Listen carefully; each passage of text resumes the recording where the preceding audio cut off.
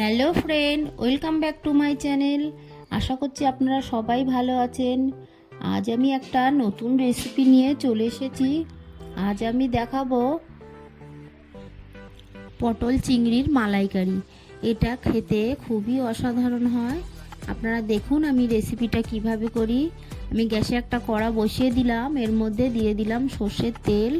তেলটা গরম হয়ে গেলে এর মধ্যে দিয়ে দেব কেটে রাখা আলুগুলোকে আমি চৌকো চৌকো করে কেটেছি, আপনারা আপনাদের পছন্দ মতো কেটে নেবেন।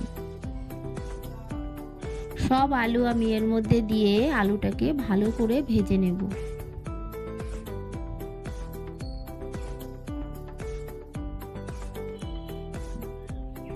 এর মধ্যে আমি সামান্য দিয়ে দিলাম লবণ আর দিয়ে দিলাম হলুদ, দিয়ে আলুটাকে ভালো করে ভেজে নেব। আলুটাকে ভেজে নিয়েছি, এবার এই আলুগুলোকে তুলে নেব। এর মধ্যে আমি কেটে রাখা পটলগুলো দিয়ে দেব।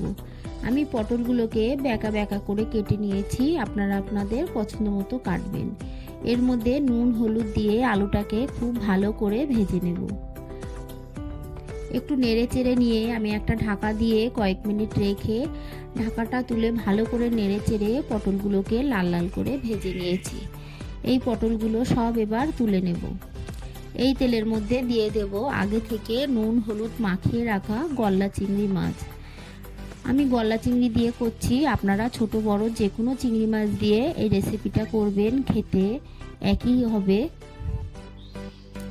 ভালো করে নেড়ে চেড়ে চিংড়ি মাছগুলোকে ভেজে নিয়েছি, এবার তুলে নেব।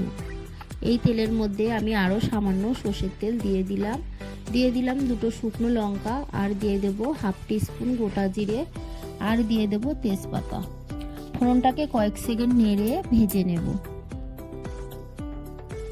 ফোড়নটাকে ভেজে নিয়েছি, এবার এর মধ্যে আমি দিয়ে দিলাম 1 টিস্পুন আদা বাটা দিয়ে আমি এর মধ্যে সামান্য দিয়ে দিলাম দুধ। আমি লিকুইড দুধ আগে থেকে জাল দিয়ে ঠান্ডা করে নিয়েছি। এবার এর মধ্যে আমি দিয়ে দেব, এখানে আছে জিরে গুঁড়ো, ধনে গুঁড়ো, হলুদ গুঁড়ো, লাল লঙ্কার গুঁড়ো, আর আছে কাশ্মীরি লঙ্কার গুঁড়ো। সব গুঁড়ো মশলা দিয়ে ভালো করে নেড়ে চেড়ে মশলাটাকে কষিয়ে নেব। এর মধ্যে আমি আরও সামান্য দুধ দিয়ে দিলাম। আপনারা চাইলে এর মধ্যে নারকেলের দুধও দিতে পারবেন। নারকেলের দুধ দিলে রেসিপিটা আরও বেশি ভালো লাগবে। এর মধ্যে আমি দিয়ে দিলাম কাজু বাদাম বাটা। আমি 10 থেকে 15টা কাজু বাদাম বেটে এর মধ্যে দিয়ে দিলাম। আপনারা চাইলে কাজু বাদাম না থাকলে চীনা বাদামও বেটে দিতে পারবেন, চীনা বাদাম দিলেও খেতে ভালো লাগে। এবার ভালো করে নেড়ে চেড়ে মশলাটাকে কষিয়ে নিতে হবে। আমি একটা ঢাকা দিয়ে গ্যাসের ফ্লেমটাকে লো করে এইভাবে রেখে দেব কিছুক্ষণ পর ঢাকাটা তুলে দেখুন মশলাটা আমি ভালো করে কষিয়ে নিয়েছি। এবার ভেজে রাখা পটল, আলু, চিংড়ি মাছ সব দিয়ে দিলাম। দিয়ে মশলাটাকে খুব ভালো করে কষিয়ে নেব। আপনারা চাইলে আলু কমিয়ে দিয়ে পটলটা বেশি দিয়ে করবেন, আলুটাকে স্কিপ করে দিলেও কোনো অসুবিধা নেই। এর মধ্যে আমি আরও একটু দুধ দিয়ে ভালো করে কষিয়ে নেব।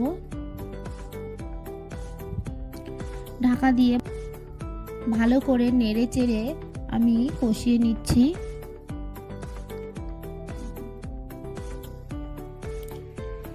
এবার আমি এর মধ্যে দিয়ে দেব পরিমাণ মতো জল। আপনারা চাইলে জল আর দুধ দুটোই দিতে পারবেন, আমি শুধু জল দিয়ে দিলাম।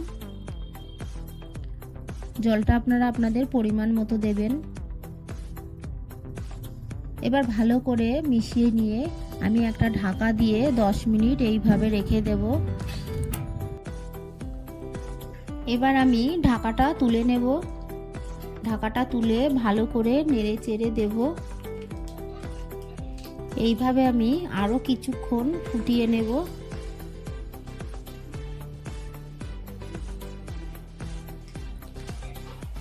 দেখুন আলুটা সিদ্ধ হয়ে গেছে।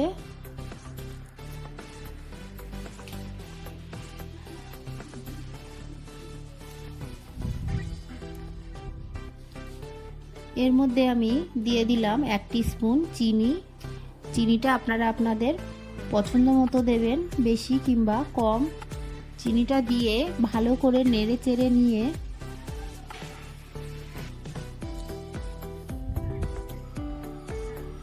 আমি এর মধ্যে এবার দিয়ে দেব খুব সামান্য লবণ। আমি ভাজার সময় লবণ দিয়েছি, সেই অনুযায়ী আপনারা লবণটা দেবেন। লবণটাকে দিয়ে ভালো করে নেড়ে চেড়ে মিশিয়ে নিয়ে কিছুক্ষণ ফুটিয়ে নেব। আমি একটা ঢাকা দিয়ে আরও 2 মিনিট আমি রেখে দেব। 2 মিনিট পর ঢাকাটা তুলে আবারও একটু নেড়ে চেড়ে দেব। গ্রেভিটা আপনারা আপনাদের পছন্দ মতো রাখবেন। এবার এর মধ্যে আমি দিয়ে দেব সানরাইজের শাহি গরম মশলা, আর দিয়ে দেব 1 টিস্পুন ঘি।